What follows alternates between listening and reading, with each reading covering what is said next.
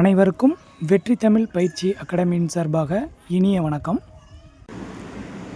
இந்த வீடியோவில் நம்ம எதை பற்றி பார்க்க போகிறோம் அப்படின்னா 10ஆம் வகுப்பு தமிழ் இலக்கணத்தில் இயல் 3ல் தொகாநிலை தொடர் இருக்குது. இந்த தொகாநிலை தொடரை பற்றி நம்ம முழுமையாக பார்க்க போகிறோம். கடைசி வரைக்கும் வீடியோவை ஸ்கிப் பண்ணாமல் பாருங்கள். முதல் முறையாக நம்மளுடைய சேனலுக்கு வர்றவங்க மறக்காமல் நம்மளுடைய சேனலை சப்ஸ்கிரைப் பண்ணிக்கோங்க. அப்போ தான் நான் போடக்கூடிய வீடியோ எல்லாமே உங்களுக்கு வரும். மறக்காமல் லைக் பண்ணுங்கள், உங்களுடைய நண்பர்களுக்கும் ஷேர் பண்ணுங்கள், உங்களுடைய கருத்துக்களை கமெண்ட் பண்ணுங்கள். பாருங்கள், தொகாநிலை தொடர். ஃபஸ்ட் எடுத்தோடனே தொகாநிலை தொடர் அப்படின்னா நீங்கள் என்னன்னு தெரிஞ்சுக்கோங்க. தொகாநிலை தொடர் அப்படின்னா ஒரு சொற்றொடர் இருக்குது, சரியாங்க. அப்போ ஒரு சொற்றொடருக்கு இடையில் எந்த ஒரு சொல்லாக இருக்கட்டும், உருபாக இருக்கட்டும், இதெல்லாம் மறைந்து வராமல் இருந்தால் அதைத்தான் நம்ம என்னதுங்க, அதாவது மறைந்து வராமல் உங்களுக்கு வெளிப்படையாகவே அந்த பொருளை உணர்த்தினால் அதை தான் நம்ம என்னன்னு சொல்லி சொல்கிறோம், தொகாநிலை தொடர். நம்ம என்ன பண்ணியிருப்போம் அப்படின்னா, இதுக்கு முன்னாடி தொகைநிலை தொடரை பற்றி நம்ம நடத்தியிருப்போம். ஸோ நீங்கள் தொகைநிலை தொடரை பார்த்துட்டு இந்த வீடியோ பார்த்தீங்க அப்படின்னா உங்களுக்கு ரொம்ப எளிமையாக இருக்கும். ஏன்னா தொகைநிலை தொடர் அப்படின்னா தொகைனா தொக்கி நிற்கும். தொக்கி நிற்கிறன்னா என்ன அர்த்தம், மறைந்து நிற்கும் அப்படின்னு அர்த்தம். அப்போ ஒரு தொடரில் அது ஒரு சொல்லாக இருக்கலாம், இல்லாட்டி ஒரு உருபாக இருக்கலாம், மறைந்து நின்று பொருள் தந்தால் அதை தொகைநிலை தொடர் அப்படின்னு சொல்லி சொல்கிறோம். அப்போ தொகாநிலைன்னா என்னது, அப்படியே அதுக்கு ஆப்போசிட் தானங்க. அப்போ இங்கே நீங்களே பாருங்கள், ஒரு தொடரில் சொல்லுக்கு இடையில் எந்த விதமான சொல்லோ இல்லாட்டி உருபோ மறைந்து வராமல், இந்த வார்த்தை ரொம்ப ரொம்ப முக்கியம், இதாங்க உங்களுக்கு கீவேர்டு. அப்போ மறைந்து வராமல் வெளிப்படையாக பொருளை உணர்த்தினால் அதைத்தான் நம்ம என்னன்னு சொல்லி சொல்கிறோம், தொகாநிலை தொடர் அப்படின்னு சொல்லி சொல்கிறோம். ஸோ அப்போ இங்கே எடுத்துக்காட்டு என்ன சொல்லியிருக்காங்க நீங்களே பாருங்கள். ஃபஸ்ட் எடுத்தோடனே காற்று வீசியது அப்படின்னு சொல்லியிருக்காங்க. இதில் காற்று அப்படின்னா என்னதுங்க, எழுவாய். உங்களுக்கு நல்லா தெரியும், ஃபஸ்ட்டு இருக்கிறது எழுவாய், அடுத்ததாக வர்றதை நம்ம பயனிலை அப்படின்னு சொல்லுவோம். அப்போ இதில் காற்று அப்படின்ற எழுவாய் வீசியது அப்படின்ற ஒரு பயனிலையை தொடர்ந்து என்ன பண்ணுது, அதாவது காற்று வீசியது. இதில் எனக்கு பொருள் இருக்காங்க, இதுக்கு இடையில் எந்த விதமான சொல்லும் மறைஞ்சு வரல, எந்த விதமான உருபும் மறைஞ்சு வரல. ஸோ எல்லாமே வெளிப்படையாக தான் இருக்குது. அப்போ காற்று வீசியது. அடுத்தது பாருங்கள், குயில் கூவியது. அப்போ இதில் குயில் என்னதுங்க, அவங்களே சொல்கிறாங்க பாருங்கள். குயில் அப்படின்றது எழுவாய், கூவியது அப்படின்றது பயனிலை. அப்போ எழுவாய் அதற்கான பயனிலையை கொண்டு வெளிப்படையாக எனக்கு பொருளை கொடுக்குது. குயில் கூவும், அவ்வளோதான். ஸோ இதை நீங்கள் ஒரு எடுத்துக்காட்டாக பார்க்காதீங்க, இது ஆக்சுவலாக ஒரு கொஸ்டின், சரியாங்க. மரபு சொற்கள் அப்படின்னு சொல்லி கேட்பாங்க, சரிங்களா. அதில் குயில் என்ன பண்ணும் அப்படின்னு கேட்டாங்கன்னா குயில் கூவும், சரியாங்க. ஸோ அப்போ எடுத்துக்காட்டாக நினைக்கக்கூடாது, எல்லாமே நமக்கு வினா தான், சரியாங்க. அடுத்தது பாருங்கள், அடுத்தது தொகைநிலை தொடர். இந்த தொகைநிலை எத்தனை வகைப்படும் நம்மக்கிட்ட கேட்பாங்க. ரொம்ப ரொம்ப முக்கியமான வினா, சரியாங்க, ரொம்ப முக்கியமான வினைங்க. ஸோ தொகா அப்படின்றது 9 வகைப்படும், சரியாங்க. நம்ம ஸ்டூடெண்ட்டுக்கு நம்ம சொல்லுவோம் எல்லாமே, தொகைனா 6, தொகானா 9, அவ்வளோதான். தொகைனா 6, அப்போ தொகைநிலை தொடர்னா 6 வகைப்படும். அந்த 6 அப்படியே திருப்பி போடுங்க, அப்படியே கீழே விழுந்துச்சுன்னா 9ஆக மாறுமாங்க, அது தொகாநிலை தொடர், அவ்வளோதான். அப்போ தொகைனா 6 வகைப்படும், தொகாநிலை தொடர் 9 வகைப்படும், சரியாங்க. ஸோ அப்போ அந்த 9 வகையை நீங்கள் தெரிஞ்சுக்கோங்க. இது தாங்க அந்த 9 வகை, சரியாங்க. ஃபஸ்ட் எடுத்தோடனே என்ன இருக்கும், எழுவாய் தொடர், ரெண்டாவது விழித்தொடர், மூணாவது பெயரச்ச தொடர், நாலாவது வினை முற்று தொடர், அடுத்தது என்னதுங்க, வினையச்சம், இடைச்சொல் தொடர், வேற்றுமை தொடர், உரிச்சொல் தொடர், அடுக்கு தொடர். ஸோ இந்த மாதிரி என்னதுங்க, தொகாநிலை தொடர் மொத்தம் எத்தனை வகைப்படும்னு கேட்பாங்க, 9 வகைப்படும், சரியாங்க. முக்கியமான கேள்வி, பார்த்து வச்சுக்கிறணும். இப்போ நம்ம இந்த 9 வகையையும் நம்ம என்ன பண்ண போகிறோம், ஒவ்வொன்றா பார்க்க போகிறோம். ஃபஸ்ட் எடுத்தோடனே பாருங்கள், நமக்கு என்னங்க கொடுத்துருக்காங்க, எழுவாய் தொடர், சரியாங்க. ஸோ நமக்கு என்னங்க சொல்லியிருக்காங்க, எடுத்தோடனே எழுவாய் தொடர். அப்போ எழுவாய் தொடர்னால் என்ன அர்த்தம், ஒரு எழுவாய் இருக்கும், அந்த எழுவாய்க்கு அடுத்ததாக நம்ம பயனிலைன்னு சொல்லுவோமாங்க, அந்த பயனிலை இடத்துல ஒரு பெயர் வரலாம், ஒரு வினை, சரியாங்க, இல்லாட்டி ஏதாவது ஒரு வினா, சரிங்களா. வினைனா செயல், சரிங்களா. வருவான், போவான், நடந்தான், ஓடினான், படித்தான், பாய்ந்தது, ஓடியது, நடந்தது, சென்றது, இதெல்லாம் என்னதுங்க, ஒரு வினை, ஒரு செயல், சரிங்களா. அப்போ எழுவாய்க்கு அப்புறம் பெயர் பாருங்களேன், பெயர்னா பாருங்கள், இனியன் கவிஞர், சரிங்கங்க. அப்போ இனியன் அப்படின்றது எழுவாய். கவிஞர்னா வந்து என்னதுங்க, பெயர்னு சொல்லுவோமாங்க. அப்போ இது வந்து உங்ககிட்ட என்ன கேட்பாங்க, இனியன் கவிஞர் பின்வருவனவற்று எந்த ஒன்றுக்கு சரியான எடுத்துக்காட்டு இது அப்படின்னு கேட்பாங்க. அப்போ உங்களுக்கு தெரியணும். ஃபஸ்ட் எடுத்தோடனே இனியன் ஒரு பெயர் இருக்குது, சரியாங்க, அதாவது ஒரு எழுவாய். அந்த எழுவாய்க்கு அப்புறம் ஒரு பெயர் வந்திருக்கு. அப்போ இனியன் வந்து என்னவா, கவிஞன். அதாவது இனியன் வந்து யார், அவன் வந்து ஒரு கவிஞன் அப்படின்றத நமக்கு வெளிப்படையாக சொல்லுது. சரியாங்க. அடுத்தது பாருங்கள், காவிரி பாய்ந்தது. கரெக்டு தானேங்க. காவிரின்னா என்னதுங்க, ஆறு தானேங்க. அப்போ ஆறு என்னங்க பண்ணும், ஆறு நடந்தாங்க வரும், பாய்ந்து தானங்க போகும். அப்போ எனக்கு வெளிப்படையாக சொல்லுதாங்க. அதே நேரத்தில் பாய்ந்ததுன்றது என்னது, ஒரு வினை. அப்போ காவேரி பாய்ந்து போச்சு, அதை நான் தெரிஞ்சுக்கிட்டேன். சரிங்களா. அடுத்தது பேருந்து வருமா. அப்போ ஒரு வினா வைக்கிறாங்க. சரியாங்க. அப்போ பேருந்து வருமா அப்படின்றது வந்து என்னதுங்க, வினா. ஸோ அப்போ எழுவாய் தொடரை பொறுத்த வரைக்கும் ஃபஸ்ட்டு எழுவாய் இருக்கும். அந்த எழுவாய்க்கு அப்புறம் பெயர் இருக்கலாம், வினை இருக்கலாம், அதுக்கப்புறம் வினா இருக்கலாம். ஸோ இந்த மூன்றுமே பயனிலை தான். சரியாங்க. ஸோ அப்போ அந்த பயனிலை வந்து வினாவாக இருந்தாலோ இல்லைன்னா வந்து வினையாக இருந்தாலோ பெயராகவோ வந்தால் அது வந்து எவ்வகை தொடர் அப்படின்னு கூட நம்மக்கிட்ட கேட்கலாம். சரியாங்க. ஸோ அப்போ அது எழுவாய் தொடர். சரிங்களா. அவ்வளோதான். அடுத்தது பாருங்கள். அடுத்தது வந்து விழித்தொடர். சரியாங்க. ஸோ விழித்தொடர் அப்படின்னா பாருங்கள், விழினா வந்து என்ன அப்படின்னா முழுமை பெறாமல் நண்பா எழுது, சரிங்களா, அன்பே வா, கண்ணா வா அப்படின்னு என்ன பண்ணுவாங்க, இந்த மாதிரி கொஞ்சம் ஒரு மாதிரி ரைமிங்காக இருக்கும். அப்போ நண்பா எழுது, அன்பே வா அப்படின்னு சொல்லி சொல்கிறோம்லங்க. ஸோ இந்த மாதிரி அப்போ ஒரு விழி இருக்கும். அந்த விழியை தொடர்ந்து என்னங்க வரும், ஒரு வினை வந்தால் அதை நம்ம வந்து என்னன்னு சொல்லி சொல்கிறோம், விழித்தொடர் அப்படின்னு சொல்லி சொல்கிறோம். ஸோ இதில் பாருங்கள், நண்பா எழுது, சரிங்களா. அப்போ இது எவ்வகை தொடர் அப்படின்னு உங்கள்கிட்ட கேள்வி கேட்பாங்க. அப்போ நண்பா எழுது அப்படின்னா என்னங்க அர்த்தம், விழித்தொடர். அப்போ நண்பான்றது விழி, அதுக்கப்புறம் வந்து எழுது அப்படின்றது ஒரு பெயர், அதாவது வந்து வினை. அந்த வினை தான் பயனிலை. அப்போ நண்பா எழுது அப்படின்னு வந்தால் அதை நம்ம விழித்தொடர் அப்படின்னு சொல்லி சொல்கிறோம். சரியாங்க. அவ்வளோதாங்க, ரொம்ப ஈஸிங்க. அடுத்தது பாருங்கள், மூணாவது வந்து பாருங்கள், வினை முற்றுத்தொடர்.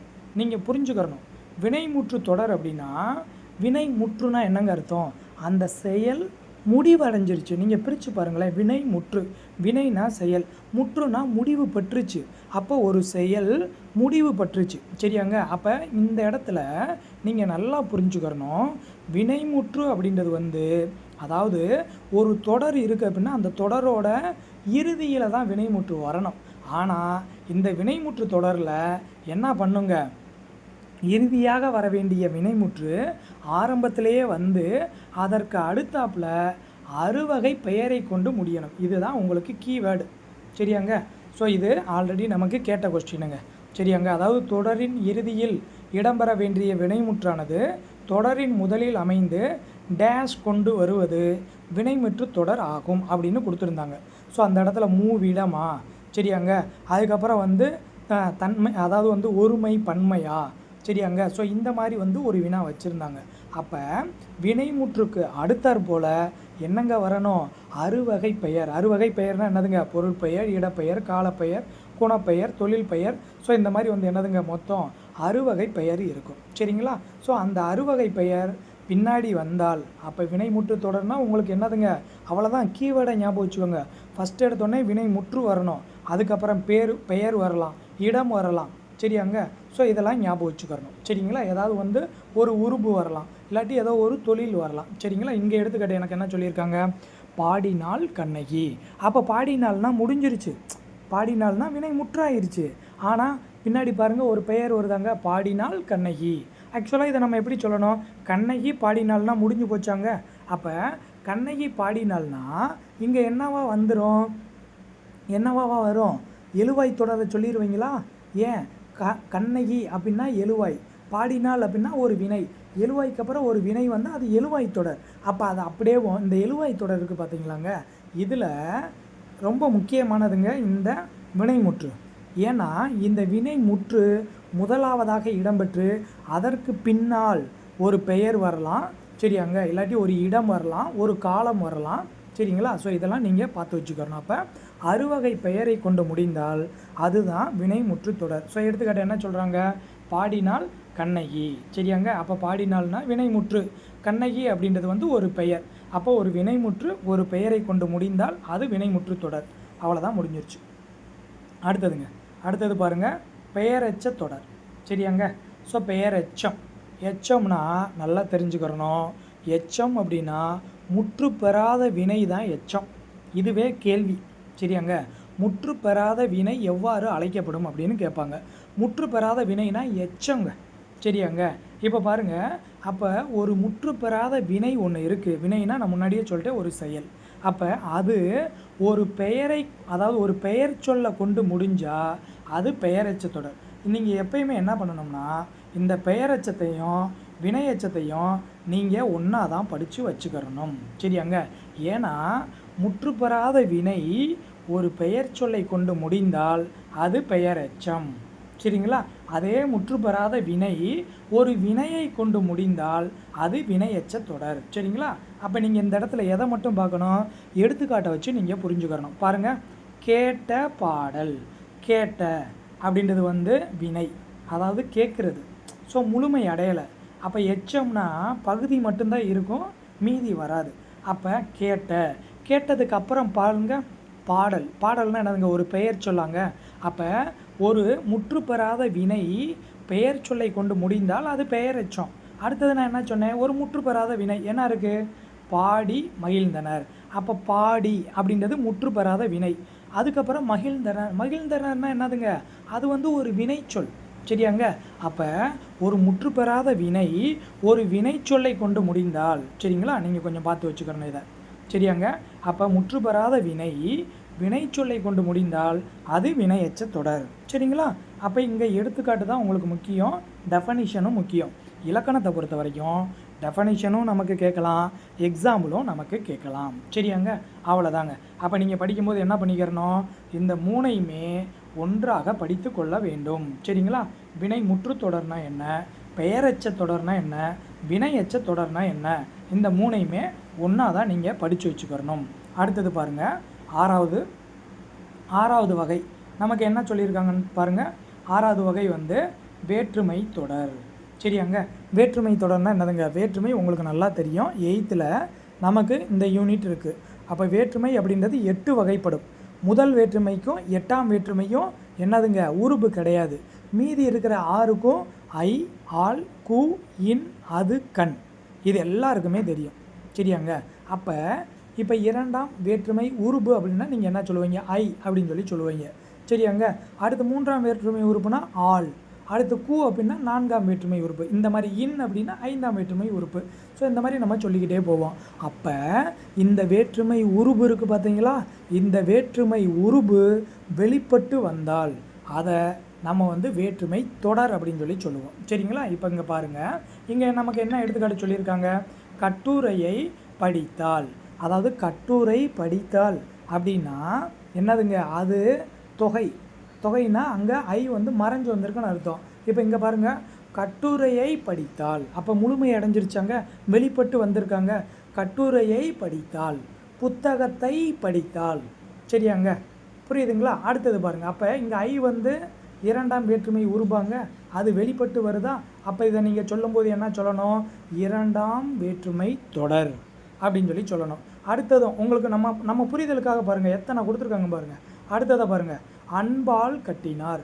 அன்பால். சரிங்களா? அப்போ ஆள் வருதாங்க. ஆள் அப்படின்றது என்னதுங்க, 3ஆம் வேற்றுமை உறுப்பு தானங்க, அது வெளிப்பட்டு வருதாங்க. அப்போ உங்ககிட்ட கேட்பாங்க, எப்படி கேட்பாங்க, இங்கே இருக்கக்கூடிய அன்பால் கட்டினார் இலக்கண குறிப்பு தருக அப்படின்னு கொடுத்துருப்பாங்க. நீங்கள் என்னடா புக்கிலே அன்பால் கட்டினார்ன்ற இலக்கண குறிப்பு எங்கேயுமே படிக்கலையடா அப்படின்னு சொல்லிடக்கூடாது. சரிங்களா? அப்போ நீங்கள் யோசிக்கணும், அன்பால் ஆள் வெளிப்பட்டு வருது. அப்போ ஆள் 3ஆம் வேற்றுமை உறுப்பு, அந்த 3ஆம் வேற்றுமை உறுப்பு வெளிப்பட்டு வந்ததுனால இதை நம்ம என்ன சொல்லணும், 3ஆம் வேற்றுமை தொடர். சரிங்களா? இன்னும் அக்யூரேட்டாக சொல்லணும்னா 3ஆம் வேற்றுமை தொகாநிலை தொடர் அப்படின்னு சொல்லணும். ஏன்னா தொகானா என்ன சொன்னேன், வெளிப்பட்டு வரணும்னு சொன்னேன். அவ்வளோதான். அடுத்தது இன்னும் ஒரு புரிதலுக்கு நமக்கு என்ன சொல்லியிருக்காங்க, அறிஞருக்கு பொன்னாடை. சரிங்களா? அப்போ அறிஞருக்கு கு வெளிப்பட்டு வந்துருச்சாங்க. அப்போ கு என்னதுங்க, 4ஆம் வேற்றுமை உருபு. ஸோ அது வெளிப்பட்டு வந்ததுனால இந்த அறிஞருக்கு பொன்னாடை அப்படின்றது 4ஆம் வேற்றுமை தொகாநிலை தொடர். சரிங்களா, பார்த்து வச்சுக்கணும், ரொம்ப முக்கியமான பகுதி. அடுத்ததுங்க, அடுத்தது பாருங்கள். அடுத்தது என்ன சொல்லியிருக்காங்க? இடைச்சொல் தொடர். சரியாங்க. ஸோ இந்த இடைச்சொல் தொடரை தான் லாஸ்ட்டாக நடந்த டெட்டில் கொஸ்டினாக கேட்டிருந்தாங்க. அப்போ இடைச்சொல்னா என்னதுங்க? அந்த இடைச்சொல்லோட ஒரு பெயராக இருக்கலாம், இல்லாட்டி ஒரு வினை இருக்கலாம். ஸோ இந்த ரெண்டும் தொடர்ந்து வர்றதை தான் நம்ம இடைச்சொல் தொடர் அப்படின்னு சொல்லி சொல்கிறோம். ஸோ இதில் எடுத்துக்காட்டு என்ன கொடுத்துருக்காங்க? மற்றொன்று. அப்போ கேள்வி எப்படி வச்சாங்க தெரியுமாங்க? பின் வருவனவற்றுள் எது இடைச்சொல் தொடர் ஆகும் அப்படின்னு கேள்வி வச்சாங்க. அப்போ எனக்கு எடுத்துக்காட்டு ரொம்ப ரொம்ப ரொம்ப முக்கியம். சரியாங்க. அப்போ மற்றொன்று, இந்த மற்றொன்றை பிரிங்க, மற்று ப்ளஸ் ஒன்று. மற்று அப்படின்றது இடைச்சொல், ஒன்று அப்படின்றது வந்து என்னதுங்க? ஒரு சொல். அப்போ இந்த மற்றொன்ற இடைச்சொல்லை அடுத்து ஒன்றுன்ற ஒரு பெயர் வந்து வருது. சரிங்களா. ஸோ அப்போ மற்றொன்று அப்படின்றது இடைச்சொல் தொடர். சரிங்களா, ஞாபகம் வச்சுக்கிறணுங்க. அடுத்தது பாருங்கள், உரிச்சொல் தொடர். உரிச்சொல் தொடர் அப்படின்னா உரிச்சொல் இருக்குது பார்த்தீங்களாங்க, அதாவது வந்து அந்த உருபு இருக்கும். சால, தவ, நனி, கடிது, இந்த மாதிரி வந்து என்னதுங்க உருபு இருக்கும். சரிங்களா. ஸோ அது கண்டிப்பாக வந்திருக்கணும். அப்போ அந்த உரிச்சொல்லோடு, அதாவது இடைச்சொல்லோடு பெயரோ வினையோ வந்தால் அது இடைச்சொல் தொடர்னு சொன்னேன். அதே மாதிரி உரிச்சொல்லோடு ஒரு பெயரோ வினையோ வந்துச்சுன்னா அதை உரிச்சொல் தொடர் அப்படின்னு சொல்லி சொல்கிறோம். ஸோ எடுத்துக்காட்டு ரொம்ப ரொம்ப முக்கியங்க. நிறையா வினாத்தாளில் கேட்ட வினா இந்த வினா. சால சிறந்தது. அப்போ சால அப்படின்றது என்னதுங்க? ஒரு உரிச்சொல். சிறந்தது அப்படின்றது ஒரு வினை. அப்போ சால சிறந்தது அப்படின்னா உரிச்சொல் தொடர். அவ்வளோதான். சரியாங்க. அப்போ சிறந்ததுனாலே நல்லா இருக்குன்னு அர்த்தம். சால சிறந்தது அப்படின்னா என்னங்க அர்த்தம்? சூப்பராக இருக்குது, மிகவும் அற்புதமானது, மிகவும் சிறப்பானது அப்படின்னு சொல்லி சொல்லுவீங்க பார்த்தீங்களா, அதுதான் அதுக்கு மீனிங். சரியாங்க.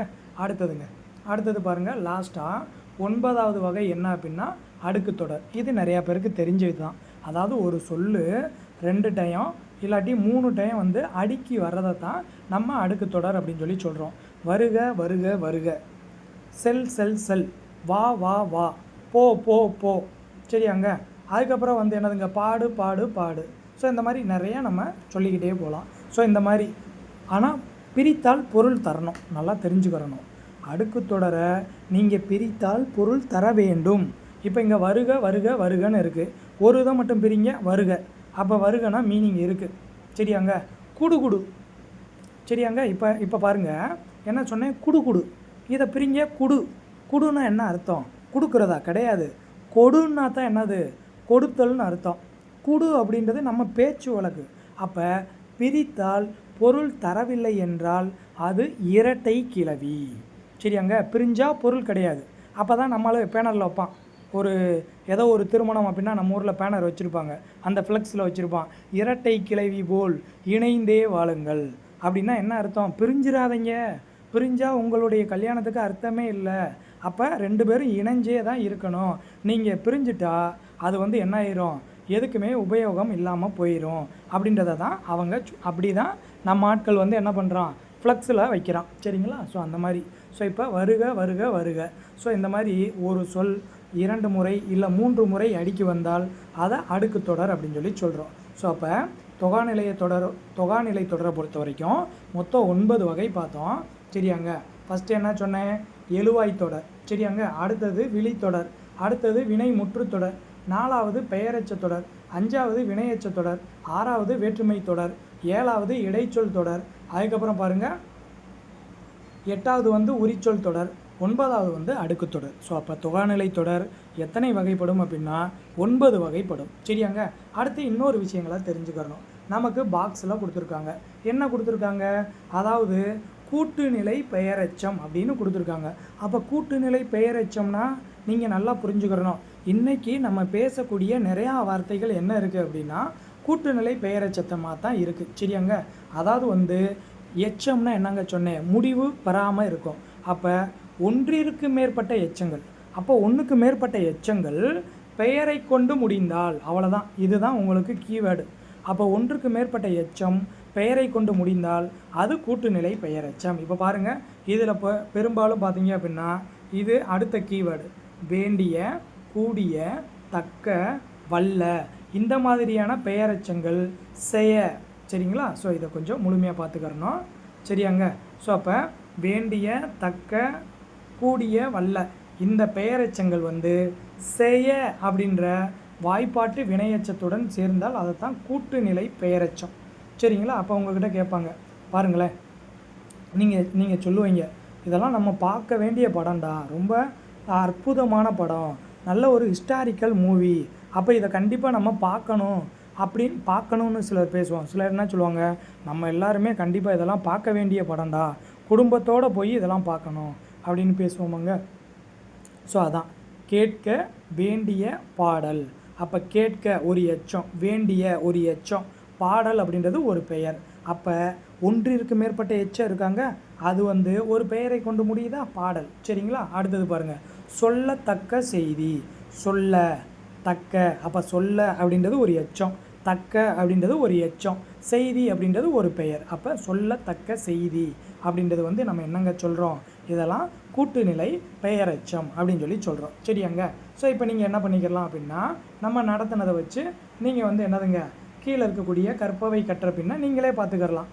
இறங்கினார் முகமது அப்படின்னா வந்து என்னதுங்க, இறங்கினார் அப்படின்னா வினை முற்றாயிருச்சாங்க.